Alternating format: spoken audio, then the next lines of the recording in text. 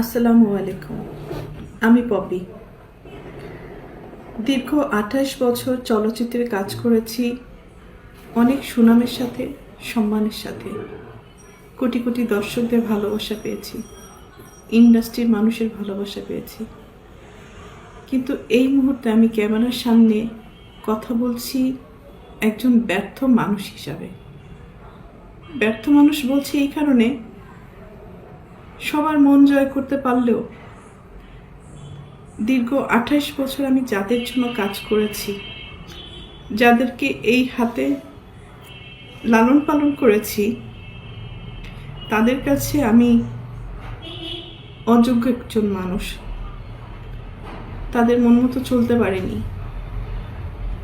তাদের মনের মতো করে নিয়ন্ত্রিত হতে পারিনি। হয়েছি, একসময় হয়েছি, কিন্তু এখন হতে পারি না। তার করে বলেছি আমি একজন ব্যর্থ মানুষ। একটা মানুষ তো সবসময় সবার কাছে ভালো হতে পারে না, সব সময়ের জন্য ভালো হতে পারে না। আমি যখন ইনকাম করেছি,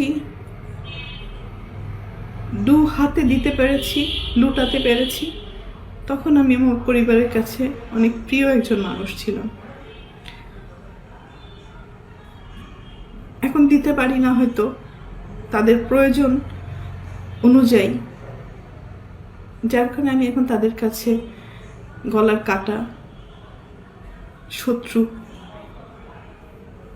এবং অপছন্দের একজন মানুষ।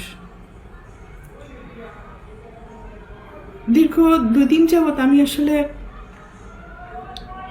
দেখলাম যে আমার পরিবার কতটা নিচে নামতে পারে, কতটা হীন পরিচয় দিতে পারে, কত হিংস্র ব্যবহার করতে পারে, কত নোংরা শব্দ ইউজ করতে পারে।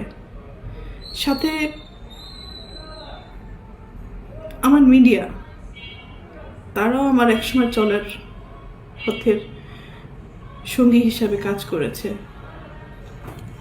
মিডিয়ার কাছ থেকে সবসময় আমি সহযোগিতা পেয়েছি, ভালোবাসা পেয়েছি, সাপোর্ট পেয়েছি। কিন্তু আমার পরিবারের কয়েকটা মানুষের মিথ্যা কিছু কথাবার্তা, মিথ্যা অভিনয়, মিথ্যা নাটক, মিথ্যা অভিযোগ বলার সাথে সাথে যে মানুষগুলো আমাকে সব থেকে বেশি চেনার কথা, জানার কথা, সাপোর্ট করার কথা, সেই মানুষগুলো